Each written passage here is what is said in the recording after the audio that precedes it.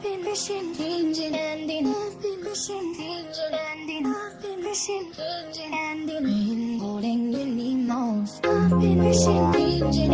yeah.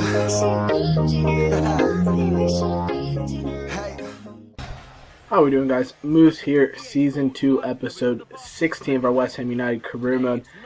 We have some BPL action here. We got Norwich City, followed by Newcastle United. So obviously we're going to start things off heading to Carrow Road to take on the Canaries of Norwich City before hosting Newcastle United later in this episode. Currently, take a look at the table. We're sitting in 5th, just behind Manchester City, ahead of Tottenham and Arsenal. So in some good company right now. That's what the board wants of us, is a Europa League spot. So they want us 5th or higher. I'm sure they would take Champions League, obviously.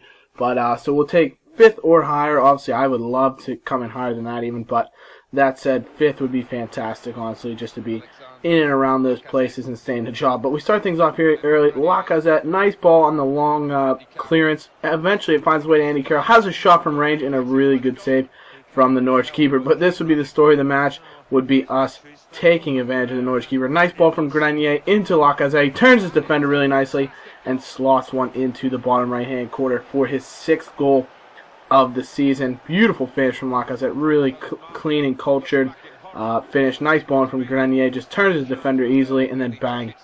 Bottom right-hand corner. Very nice finish from Lacazette. Puts us one up. Grenier then with a nice bit of skill to get around Jan Maat, the Dutch right back, before the ball is eventually failed to be cleared by Norwich. They're just playing around with it, never hoofed along. As you see, Carroll just getting on top of the man before he can clear it away. Bang, takes it away, finds Jarvis. Eventually, Ravel Morrison on his first touch puts it in the bottom left-hand corner, similar to a Jarvis goal we scored against Southampton earlier in the year. Really good finish with the left foot, just right into the bottom left corner first time. Beats the keeper, completely catching him by surprise, really. As it's a beautiful ball from Jarvis and a great finish. But Norwich trying to come back the other way. The ball finds its way to Pilkington, but Adrian with a nice save to keep it 2-0 to West Ham. Jarvis then plays a nice ball over the top, looking for Andy Carroll in the 25th minute. Has a shot, and it's another good save by the keeper to keep things where they are. But the ensuing corner, Grenier looking for his 2nd assist, finds the head of Andy Carroll, and he's not going to miss from there. He's just got so much power, and he puts that one in the back of the net for his 10th goal in the Premier League campaign, which is just unbelievable right now, as this is our 12th league game, I want to say, which is ridiculous. A nice 1-2 then played by Lacazette, and Jarvis allows Jarvis to come up the left side of the pace, flips it in for Lacazette. He tries to chip the keeper real cheekily, but he just gets way underneath it, skies it to the right of the goal, unable to push our lead to 4. But Trippier then with a nice little bit of link up play with Ravel Morrison, flicks the ball over the top. Morrison gets behind his defender, curls it back to Grenier, and on the volley never even lets the ball touch the floor. What a finish from Clement Grenier. We already had a goal from Morrison that could have been arguably a top goal candidate, but Grenier with our goal of the season, could be goal of the season by the end of the year. What a finish there. Great ball in from Morrison. Grenier with the control to take it and smash it in on the volley. But Adrian with a huge giveaway. Winston Reid then is able to make a couple of huge blocks before Adrian makes a stop as we nearly get away. Give up a terrible goal, but Norwich applying a little bit of pressure. They didn't play terribly. I think defensively they were just absolutely horrible as Adrian makes another nice save. But they had a lot of chances coming forward. You'll see at the end of the game, they actually had a lot of shots as Trippier plays a nice one too with Ravel Morrison. Look at the touch to get inside of Olsen. So much space. Beautiful touch around the defender, just sticks out of leg. They have nothing to do, and you know it's a rout when your right back is getting in on the action. Kieran Trippier makes it 5-0 in the 64th minute with his first goal for the club, and that is a beautiful finish, a great run by the right back Trippier, who we brought in from Burnley last year. We brought in Ings, of course, so we have a couple Burnley men here. There's Trippier with a great finish. Adrian with a nice save. Another chance here. Good block as it allows Diame to start a break. Paul McCallum plays Lacazette through. McCallum came on as a substitute for Andy Carroll. Lacazette played all the way through, and it's another save by the keeper. Disappointing finish from the one-on-one, but Bradley then lays it back for Lacazette, and he makes up for that miss with a simple finish. His 2nd goal of the game, 7th in all competitions, and that pushes our lead to 6. So we put up a 6th spot on Norwich City. Absolutely unbelievable. Reminiscent of Chelsea's drubbing of, I believe, is Aston Villa in the Premier League season, obviously in real life, but what a blowout. goals from 5 different players. Lacazette with a pair. But Norwich, as you can see, had 46% possession, which is not a lot compared to our 54, but they had 17 shots, so not a horrible game from them, as Trippier wins man of the match. Andy Carroll with an 8.0, Morrison with a 9.7, Grenier 9.0, 9.2 from Lacazette. Unbelievable games. Shaw with a 9.2. Take a look at the goals. 5 different goal scorers.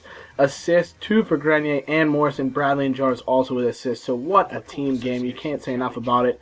And really fantastic 3 points to pick up away at Norwich City. But we get a note that Danny Whitehead is returning from his loan at Sheffield Wednesday. And he actually went up, I want to say, 2 or 3 overall from that loan. So pretty successful for just a short loan deal.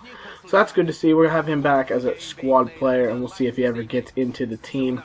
Instead of McCallum, who obviously got into the game, and he's a 60 overall. Whitehead, I think, is 62 or 63, so he would have a better shot there, but we shall see. As we sit in 4th ahead of Manchester City on goal difference, but Newcastle in 7th, so they're within a shout of the top 4 places and could be within striking distance of us should they come out with a win.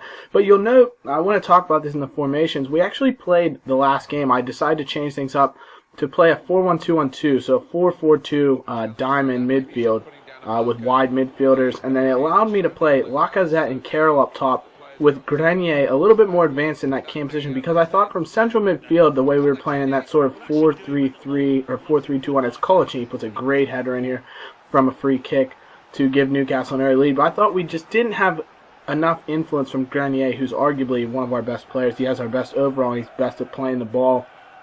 In terms of his technical stats, it's Ings here gets a start for Lacazette for fitness issues, and it's just not a good finish from him. But like I said, this is a beautiful goal from Newcastle. I can't even talk about this. I'm going to give it away real quick. But Gutierrez to Davide Santo on the 1-2, plays it across the face of goal, and Ben Arfa with a tap-in at the back post. What a finish from Newcastle United. Deserve it of that second goal. But like I said, I decided to play the diamond midfield, and actually, obviously, it worked out fantastically against Norwich with 6 goals. But it did leave us a little bit more exposed at the back. Obviously, you only have Bradley shielding the defense, and we don't have as many central midfielders, so it's sort of a link-up between Bradley and Clement Grenier in midfield. Obviously, you have Jarvis and Ravel Morrison in the left and right midfield positions, but it worked unbelievably offensively. Collins gets one back with an absolute bullet of a header on a ball played in by Michael Bradley because of Grenier being out as well due to fitness issues, just not enough stamina to be able to start in this game. So we mixed up the team just a little bit. No Grenier. I played Bradley in a cam position this game, I want to say, and Noble in CDM, I think, as Carroll misses a header here, trying to equalize it 2-2. But it actually worked out really well. We have a ton of chances you'll see in this game. We obviously had a ton of chances against Norwich, so we're just popping in the goals. We just have to work on solidifying things at the back 4 to be able to keep things level. But a nice little bit of play. Walter has a shot and a really good save from Adrian before Luke Shaw is able to clear things up. But 62nd minute, we've won a free kick. Trippier plays it towards the back post. Reed gets a head on it, but it's deflected out of play by Johan Cabai. So that allows us to get a free kick. Michael Bradley whips in, finds the head of Andy Carroll, and it's just lofted into the top right-hand corner. His 11th goal in 13 league games. Andy Carroll absolutely on fire, leading the Premier League in goals. A great ball from Bradley, just floats it in right to the head of Carroll, out jumps his man. Poor play by the Newcastle man on that back post, but Newcastle trying to get back. Ben Arfa does really well to keep the ball in play here. Debussy, the French back, plays it to the Ivorian Tiote, who then plays it into Burak Yilmaz, the former Galatasaray man, slots things away into the bottom left-hand corner with a really nice finish. You can't take anything away from Newcastle in this game. They played the ball together really well. A couple of really well-worked goals that were well-deserved. But Danny Ings now trying to create some. Joshua Gatz come on as a substitute. The man who's had so much impact for us comes in. That's surely got to be a penalty. Look at him. He's absolutely clubbed by a Newcastle man, but no penalty given. Gatton has played through on a nice ball. He turns inside his very looking for Lacazette, who's come on in a cam roll, actually, just to get 3 offensive players there. Carroll with a beautiful back heel to Stuart Downing. Gets a chance, but just doesn't get any power behind it.